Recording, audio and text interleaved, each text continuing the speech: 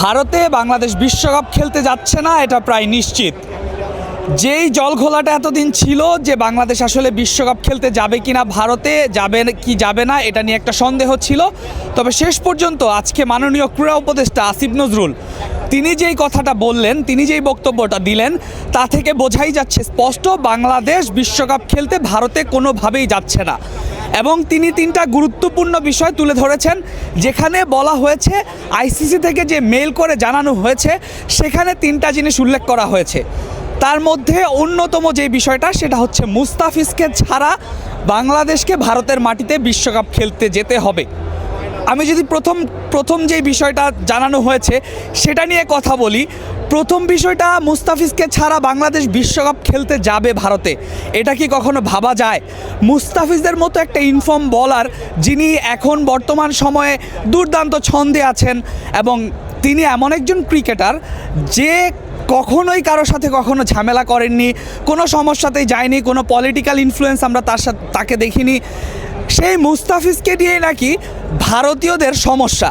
মুস্তাফিজ যদি বাংলাদেশ দলের সাথে বিশ্বকাপ স্কোয়াডে রেখে মুস্তাফিজকে যদি নিয়ে যাওয়া হয়, সেই মুস্তাফিজকে নিয়ে তাদের সমস্যা। মুস্তাফিজকে দলে রাখলে বাংলাদেশের একটা নিরাপত্তা শঙ্কা আছে।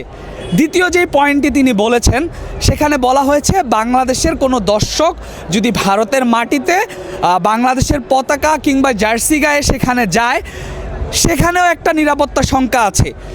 মানে বাংলাদেশ দল বিশ্বকাপ খেলবে, আপনি একজন বাংলাদেশি ভক্ত, আপনি একজন সমর্থক বাংলাদেশ ক্রিকেটের, আপনি বিশ্বকাপে বাংলাদেশ দলকে ভারতের মাটিতে সাপোর্ট করতে গেলে সেক্ষেত্রে আপনাকে লুকোচুরি করে আপনার খেলা দেখতে হবে।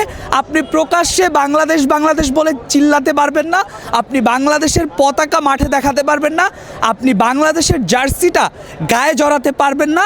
সেটা আইসিসি নাকি জানিয়েছে বাংলাদেশকে যে এই ধরনের জিনিস যদি হয় সেই ক্ষেত্রে বাংলাদেশের নিরাপত্তা শঙ্কা আছে। এবং তৃতীয় যেই বিষয়টি বলেছেন আইসিসি, আসিফ নজরুল জানিয়েছেন, সেটা হচ্ছে নির্বাচন যত ঘনিয়ে আসবে বাংলাদেশের নিরাপত্তা সংখ্যাটা ততই বাড়বে ভারতের মাটিতে। এই যে আইসিসি এই জিনিসগুলো যে জানালো বাংলাদেশকে, আপনি কি কখনো চিন্তা করেছেন যে এই ধরনের যুক্তি আসলে আইসিসি বাংলাদেশকে দিবে, যে বাংলাদেশ এই ধরনের কর্মকাণ্ড করলে আইসিসির একটা নিরাপত্তা শঙ্কা থাকবে, আইসিসি সেই নিরাপত্তাটা দিতে পারবে না? মানে মুস্তাফিজের মতো একজন ক্রিকেটার, একজন বোলার যে বিশ্ব ক্রিকেট মাতিয়ে বেড়াচ্ছেন, তাকে রেখে বাংলাদেশ দলকে ভারতের মাটিতে যেতে হবে বিশ্বকাপ খেলতে এবং বাংলাদেশের জার্সি পরেও যাওয়া যাবে না। এই যে ঘটনাগুলো হচ্ছে, এটা কি কোনোভাবে মেনে নেওয়া যায় বা এটা কি আদৌ মানা যায়?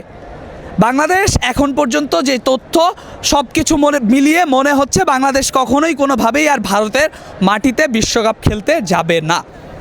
আল Mahmud Fahim, BD sports time.